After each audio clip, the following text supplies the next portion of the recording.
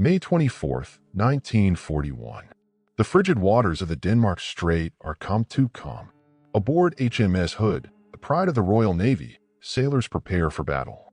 She is the largest and most powerful warship afloat, a symbol of British strength and defiance. Yet within hours, she will vanish beneath the North Atlantic, leaving behind one of the greatest maritime mysteries of the Second World War. At 5:35 a.m., radar operators aboard the battlecruiser detect a faint signal to the northwest. The German battleship Bismarck and her escort, the heavy cruiser Prinz Eugen, have been spotted. Admiral Lancelot Holland, commanding from the bridge of Hood, gives the order "Action Stations." Across the decks, men sprint to their posts. The roar of engines rises as the ship surges forward to meet the enemy. Every sailor knows what's at stake. The Bismarck threatens to break into the North Atlantic and devastate Allied convoys carrying vital supplies from America. For nearly 2 decades, the Hood had been the Royal Navy's pride and joy. Commissioned in 1920, she had toured the world as a floating symbol of British power. But by 1941, her glory concealed a dangerous truth. Her armor was thin compared to modern battleships. The Admiralty knew this, yet in desperation to stop Bismarck, they sent her anyway. It was a decision born of courage, but shadowed by risk. At 5:52 a.m., the enemy opens fire. The thunder of Bismarck's 15-inch guns echoes across the gray horizon. Plumes of water rise around Hood as shells fall, dangerously close. Lieutenant Ted Briggs, one of the youngest men aboard, later recalled the sound. Each salvo was like a hammer striking the heart of the ship. The British return fire, but their gunnery is hampered by poor visibility and the rising sun behind them. Then, at 6 a.m., Hood begins to turn, presenting her vulnerable deck armor toward Bismarck. It is a maneuver meant to bring all guns to bear, but it also exposes her weakest point. A moment later, a blinding flash rips through the forward section of the ship. Witnesses aboard Prince of Wales watch in horror as Hood erupts in a column of flame hundreds of feet high. Within 3 minutes, she is gone, sinking stern first into the icy depths, taking 1,415 men with her. Only 3 survive. The silence that follows is unbearable. The crew of Prince of Wales stare at the spreading oil slick, stunned. A veteran sailor mutters, "She just blew up." Those 4 words become the defining testimony of the tragedy. The Royal Navy, which had ruled the seas for centuries, had just lost its most iconic warship in less than 180 seconds. The shock reverberates through London, through every naval base, through every family with a son at sea. The loss of Hood is more than a military defeat. It is an emotional wound. She had represented not just strength, but stability in a time of chaos. In the days that follow, the Admiralty struggles to explain the unthinkable. How could a ship of her size and prestige be destroyed so suddenly? Was it an armor failure, a magazine explosion, or an unlucky hit from Bismarck's deadly guns? No one can say for sure. In his war diary, a British officer writes, "It was not only steel that was lost that morning, it was faith. The sea, once our domain, had turned against us." That sentence captures the essence of what every sailor felt, a sudden, shattering awareness that even the strongest vessel and the bravest crew could be undone in an instant.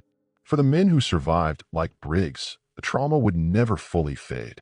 "There was a bang," he later said, "and the next thing I knew, I was in the water." Everything that was Hood was gone. His words carry more than shock. They speak to the human cost of war, the invisible burden carried by those who witnessed the unexplainable. Modern historians have pieced together technical analyses and eyewitness reports, yet the core mystery remains. What exactly caused that explosion? Some suggest a German shell penetrated the aft magazine. Others believe it was a chain reaction from her own shells. The evidence, buried deep beneath 3,000 meters of water, refuses to yield its full story. And perhaps that's the lesson of Hood's final hour. Strength without humility invites catastrophe. The British learned that resilience is not the absence of loss, but the will to rise again after it. As the North Atlantic closes over her resting place, Hood becomes more than a ship. She becomes a symbol of endurance, courage, and the human spirit's ability to face the incomprehensible. But one question lingers like a shadow on the sea. What really happened inside Hood in those final seconds before she vanished? That question will drive engineers, historians, and sailors for decades to come, and it is where our next chapter begins. In the stunned aftermath of HMS Hood's destruction, the Royal Navy is left reeling. The impossible had just happened. The mighty Hood, symbol of British naval dominance, had been obliterated in under 3 minutes. Across the fleet, disbelief turns quickly to anger.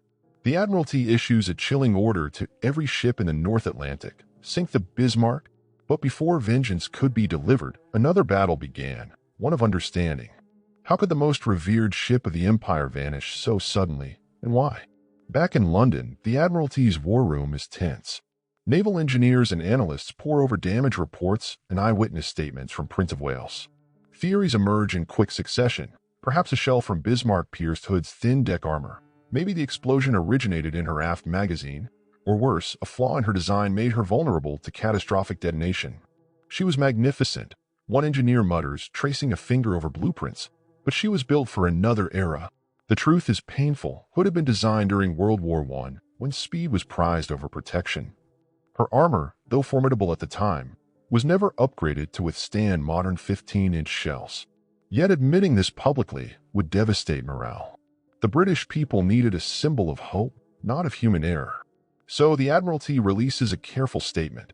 Hood was lost due to a catastrophic magazine explosion. No mention of design flaws. No mention of oversight. Just the cold, distant language of war.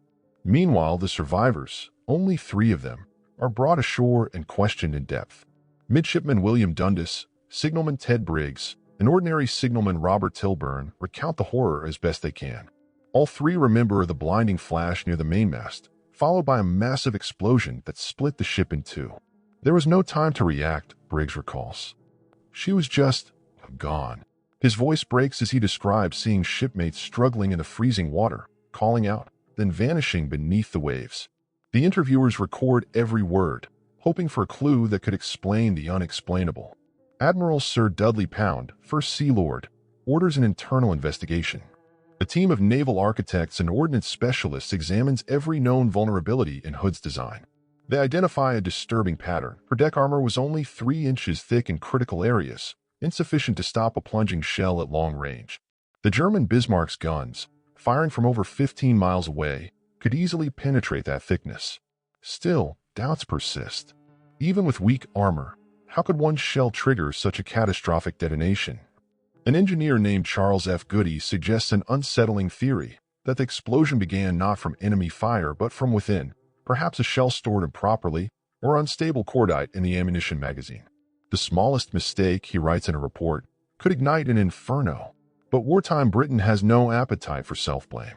The narrative remains simple. Bismarck fired the fatal shot. And so the inquiry quietly closes without conclusive proof.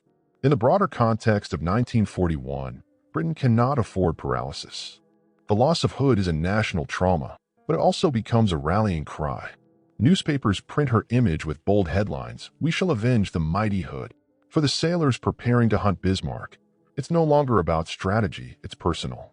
Every man aboard HMS King George V, Ark Royal, and Victorious knows the mission carries the weight of 1,415 lost souls. Yet beneath the calls for vengeance lies another story, a quieter one, about grief and pride. Among the officers, there's a growing recognition that Britain's faith in its traditions may have cost lives. In his private journal, Captain John Leach of Prince of Wales writes, "We worshipped strength, but forgot its foundation." Hood was brave, but brittle. It's a rare moment of self-reflection amid the fury of war. Decades later, historians would revisit these same blueprints and discover how close the Admiralty came to knowing the truth. A report declassified in the 1970s showed that officials were aware of Hood's armor vulnerabilities as early as 1938, but upgrades were delayed due to cost and time. The war came too soon, the repairs too late. The ship that was supposed to inspire fear had instead become a floating paradox, impressive to behold, but fragile beneath her steel. For modern viewers, this chapter of history speaks to more than naval engineering. It's about the psychology of denial. When institutions are built on pride, acknowledging weakness becomes almost impossible. The Royal Navy's struggle to face the truth mirrors the human struggle to confront loss. We search for answers, not always for closure, but for peace. And so, as Britain prepares to strike back, the mystery of Hood's destruction remains unsolved. Was it a single German shell that found its mark, or an unseen flaw that doomed her from within? The Admiralty may never know, but the pursuit of truth continues, buried in blueprints, testimonies and the restless waves of the North Atlantic. In the days following the loss of HMS Hood, the mood across Britain shifts from disbelief to determination. The Admiralty issues a terse, unforgettable command: sink the Bismarck. It becomes a national obsession, a cry for justice that echoes from the war room in London to the smallest fishing village on the British coast. To the Royal Navy, this is no longer a strategic pursuit, it's personal. The shadow of Hood lies over every briefing, every launch, every coded message sent across the Atlantic. At sea, the hunt begins.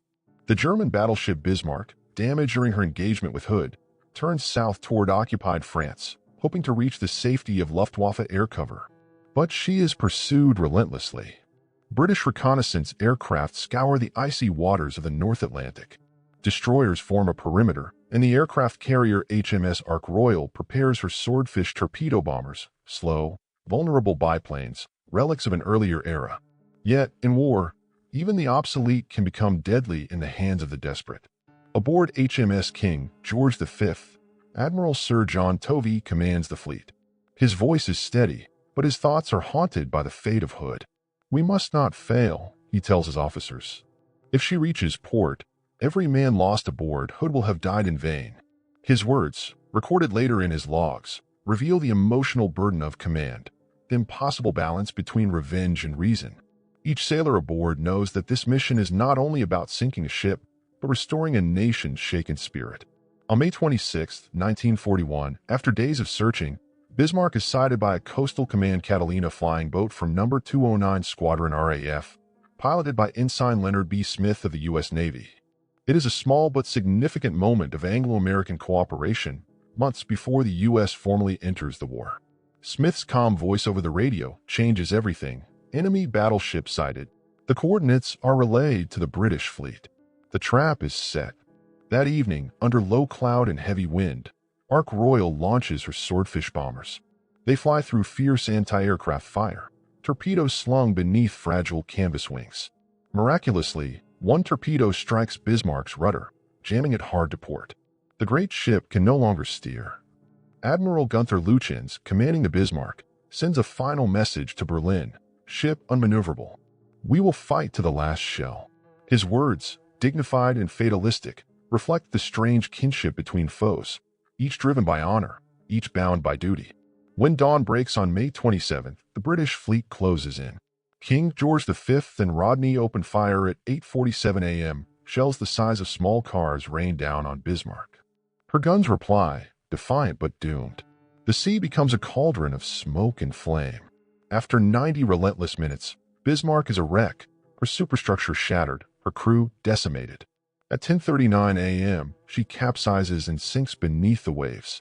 The Royal Navy has avenged Hood, but victory feels hollow. Sailors aboard the British ships watch in silence as survivors struggle in the freezing water. "We couldn't save them all," one officer later recalled. The sea doesn't care who it takes. Out of more than 2,200 men aboard Bismarck, only 114 survive. The same Atlantic that claimed Hood now swallows her killer. In the strange symmetry of fate, both ships rest beneath the same cold waters, their stories bound forever. Back in Britain, the news of Bismarck's sinking electrifies the nation. Churchill's voice thunders in Parliament. The Bismarck has been sunk. Cheers erupt, yet behind the celebration lies an unspoken truth. Nothing can bring Hood's crew back. For the families of the lost, revenge offers no comfort. Only questions remain.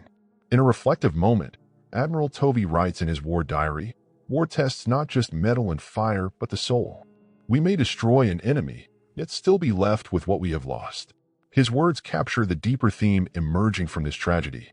Resilience is not measured by victory alone, but by how one endures pain and continues forward. For modern listeners, this part of the story mirrors the human journey through grief. After loss, action becomes therapy, movement a form of healing. The Royal Navy, scarred but steadfast, channeled its grief into purpose. Yet beneath the surface, doubt and mystery still lingered. What truly caused Hood to explode? Was it a flaw, a stroke of luck, or something hidden deep within her own design? The Bismarck lies silent at the bottom of the sea, but the mystery of Hood's demise refuses to rest. And as post-war Britain rebuilds and remembers, a new generation of historians and divers will take up the search, determined to uncover the truth buried in the depths. Years passed, yet the loss of HMS Hood continued to cast a long shadow across the Royal Navy. Though the war had been won and Britain stood among the victors, the question of how the mighty Hood had been destroyed remained unanswered. Official inquiries had delivered plausible explanations, but never certainty. Beneath the surface of triumph lingered unease, a quiet awareness that Britain's greatest ship had not been defeated by the sea alone, but by something within its own making. In the late 1940s, naval historians and engineers revisited the case. Files were declassified, diagrams dusted off, interviews re-examined. Rear Admiral Wakewalker, who had commanded nearby during the battle, maintained that Hood had been struck by a plunging shell from Bismarck that penetrated her deck armor and ignited a magazine. But others, like naval architect Stanley Goodall, saw gaps in that theory. The trajectories didn't add up. The range had been too short for a plunging shot. Instead, he suggested, perhaps a shell had detonated prematurely, or a fire in one of Hood's own gun turrets had spread to the magazine. These technical debates were more than academic. They were emotional exorcisms. Each engineer, each survivor, each relative of the lost wanted to believe something different. To some, Hood had been doomed by outdated design. To others, she had simply been unlucky. A letter from a grieving mother kept in the Admiralty archives reads, "If we cannot know how, at least tell us that they did not suffer." It was a plea for peace in a story still shrouded by the fog of war. By the 1960s, the legend of Hood had evolved. To the public, she symbolized both pride and pain, a lesson in the danger of complacency. In naval colleges, her story became a case study in the balance between speed, armor, and vulnerability. Every ship, one instructor would tell his cadets, is a compromise between what is wanted and what is possible. The line served as both technical wisdom and philosophical truth. Then came a wave of speculation that stirred the mystery anew.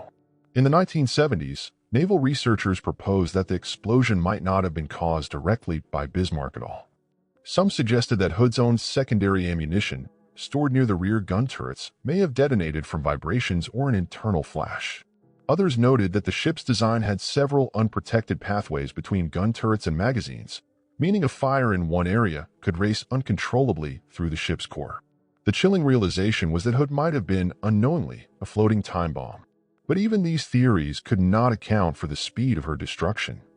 She sank in just over 2 minutes, too fast for a single explosion, some argued. Could there have been multiple detonations, cascading from one deck to another? The debate intensified, and with every new explanation came more doubt. Hood's mystery had become a mirror reflecting Britain's post-war psyche, proud, yet introspective, triumphant, yet scarred. To modern historians, this era of speculation offers a deeper insight into the human condition. The search for truth was not merely about physics or steel, it was about meaning. Nations, like people, seek to make sense of loss. And when answers are uncertain, stories take their place. In this way, the Hood became not just a shipwreck, but a symbol of endurance, the price of learning too late that confidence without humility is fragile. Naval historian Ludovic Kennedy, who wrote extensively on the subject, once reflected, "The sea keeps its secrets well, but it is our duty to keep asking." That spirit of inquiry, part reverence, part restlessness, drove researchers to look deeper, beyond paper and testimony, into the ocean itself. If the truth would not rise to the surface, then man would have to descend to find it. And so, by the close of the 20th century, attention turned toward a bold idea: to find Hood herself. Technology had advanced. Deep-sea exploration was now possible. Engineers and divers, some from the very navies that once faced each other in battle, began planning expeditions into the North Atlantic. Beneath 3,000 meters of freezing black water, they hoped to find not just a ship, but answers long denied. The stage was set for a new chapter of discovery, one that would take man to the edge of endurance and into the silent grave of Britain's greatest warship. For only by looking into the depths could history, and the hearts it wounded, begin to heal. By the dawn of the 21st century, technology had caught up with history's most haunting questions. In 2001, British-American expedition, led by renowned marine explorer David Mearns, set out aboard the survey ship SVC Explorer to locate HMS Hood. The mission wasn't about treasure or fame, it was about closure. For 60 years, families had lived without a gravesite to mourn. All they had were memories, black and white photos, and a name etched into stone. Now, the ocean itself would be asked to give up its secret. Using side-scan sonar and remote-operated vehicles (ROVs), Mearns and his crew scanned a search area of hundreds of square miles near Iceland's southern waters, where Hood and Bismarck had last exchanged fire. The sea was merciless, freezing winds, 30-foot swells, and pressure at 9,000 feet deep that could crush steel. Still, the crew pressed on. As sonar images began to take shape, a vast silhouette emerged, a broken hull lying silent on the seabed. The date was July 19, 2001. The Hood had finally been found. When the first video feed came through, the control room fell silent. The camera panned over twisted steel, corroded gun turrets, and scattered remnants of a once mighty ship. Her bow was buried deep in silt. Her stern lay separated by hundreds of feet, evidence of the immense force of her explosion. "She looks as if she died fast," one of the crew whispered. Mearns, visibly moved, later said, "It was like walking into a war grave, the quietest place I've ever been." The images revealed more than wreckage. They told a story frozen in time. The midsection was entirely destroyed, confirming that the fatal blast likely originated near the aft magazines. But other clues deepened the mystery. Armor plates peeled back as if by inward force, suggesting the explosion might have started internally, not from an incoming shell. One of Hood's great 15-inch guns still pointed toward the surface, as if defiant even in death. For the historians and naval veterans watching, it was a sight that stirred both pride and grief. Among those following the discovery were descendants of Hood's crew. For them, this wasn't just archaeology, it was a homecoming. A wreath-laying ceremony was held at the site, broadcast live to Britain. The Royal Navy declared the wreck a protected war grave, ensuring it would remain undisturbed for future generations. As the Union Jack was projected on the screen, one survivor's son was heard to say quietly, "She's home now." It was a moment that transcended history, where the need to remember became part of the healing itself. The expedition's findings reignited academic debate. Some experts concluded that Hood's demise was caused by a hit from Bismarck's fifth salvo, which penetrated her armor and detonated the aft magazine.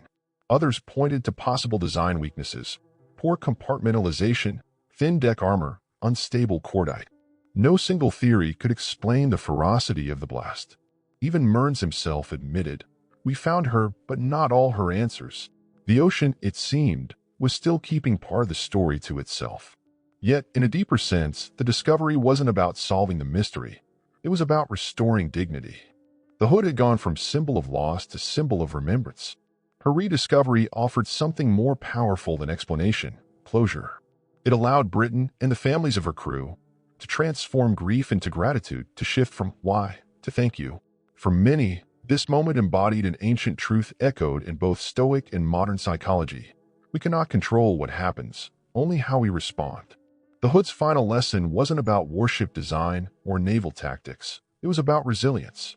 Just as the ship endured in memory for decades, so too do people find strength in surviving their own losses, carrying forward the values of courage and endurance her crew lived by.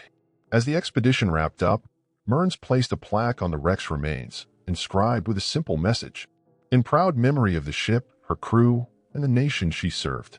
We came not to disturb, but to remember." The camera feed faded, and the sea once again swallowed the view. The Hood would rest in silence, but her story, now illuminated by light from the surface, continued to speak to those who sought meaning in tragedy. Yet one question remained unanswered, the same that had haunted sailors and historians for generations. What precisely caused the explosion that doomed her? The technology could reveal her wounds, but not her final heartbeat. And so, even in discovery, mystery endured. The final chapter would not be written in steel or sonar, but in understanding what her story means for those who still look to the horizon and wonder. Even after her rediscovery, HMS Hood refused to give up all her secrets. The expedition of 2001 had brought clarity to her resting place, but not to the explosion that destroyed her. Scientists, engineers, and naval historians continued to debate, some driven by curiosity, others by reverence. They analyzed every frame of footage, every sonar contour, and every eyewitness account from that fateful morning in 1941. But the closer they looked, the more elusive the truth became. The Hood remained what she had always been: paradox of power and vulnerability. Over the next 2 decades, technological advancements allowed researchers to reconstruct digital 3D models of the ship's final moments. Using ballistic simulations and metallurgical studies, they explored how a single shell could have caused such devastation. In 2015, British Defense Ministry study concluded that Hood's demise was likely triggered by a penetrating hit that ignited her rear magazines. But even that was only a probability, not a certainty. We can identify the mechanisms, one analyst remarked, but not the moment. The mystery persisted, preserved by the deep. Yet perhaps that is where her meaning truly lies. HMS Hood's story has never been about technical precision. It has been about human endurance. For every sailor lost, there was a family that carried the silence forward. For every unanswered question, there was a lesson in humility and resilience. War, like life, often offers no clean explanations. The same sea that claimed Hood also swallowed Bismarck. Two titans of steel, undone not just by weaponry, but by the merciless unpredictability of fate. Visitors to the Royal Navy's Hood exhibition in Portsmouth often linger by a simple display case, the salvage brass bell, raised from the wreck in 2015. It is polished, gleaming softly under museum lights. Around it are photographs of young men in crisp uniforms, smiling, unaware of the fate that awaited them in the Denmark Strait. When the bell was brought to the surface, a memorial ceremony was held aboard HMS Belfast. As the bell rang for the first time in over 70 years, the sound was both mournful and defiant, a voice from the deep, reminding the living that remembrance is a form of resilience. For those who study Hood today, her legacy reaches far beyond naval history. She represents the human struggle to reconcile strength and fragility, confidence and loss. The Stoic philosopher Epictetus once wrote, "We cannot choose our circumstances, but we can choose how we meet them."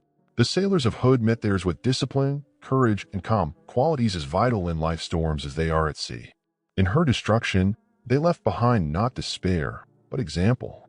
Modern naval officers still study her design and her fate, not to dwell on failure, but to honor the principle that understanding comes through adversity. The Royal Navy's current generation sails with technology Hood's crew could never have imagined, but their ethos remains the same: duty, endurance, and humility before the unknown. Every time a ship leaves port, Hood's name is invoked, not as a warning, but as a reminder that the sea demands respect. And so the mystery endures. Historians continue to debate, divers continue to descend. But perhaps the truest answer lies not in a metallurgical report, nor a fragment of armor, but in the simple truth that some stories are meant to remain partially unsolved. The Hood rests now in silence, her crew eternally at peace, her memory undiminished by time. Her legacy is not tragedy, it is transformation. From pride to humility, from loss to learning, from pain to purpose. The North Atlantic keeps her secret, but her spirit speaks across generations. That strength is not found in being unbreakable, but in the grace with which we rise again. And as the waves close over her resting place once more, the story of HMS Hood continues, not as a mystery of war, but as a lesson in the quiet resilience of the human soul.